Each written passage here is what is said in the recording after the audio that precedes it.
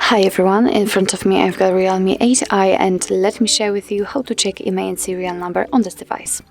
So actually we've got two different ways to check those numbers. The first one is the quickest one and it is using a secret code, and the second is using the settings, and of course I'll show you both. So let's begin with opening the dialer. We will begin with the secret code. Let's enter the code, which is *#06#. And as you can see, the device information just pops out, and here we can check both IMEI numbers and also a serial number attached to this device. Let me tap on OK and let me show you another way to check those numbers if, for example, for some reason the secret code won't work in your case. So let's enter the settings, let's tap on it. Here we have to scroll down to the very bottom in order to find about phone.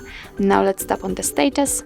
And as you can see here, we've got both IMEI numbers for both SIM slots, and here we've got also the serial number of this device.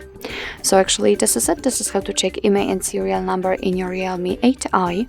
Thank you so much for watching. I hope that this video was helpful, and if it was, please hit the subscribe button and leave the thumbs up.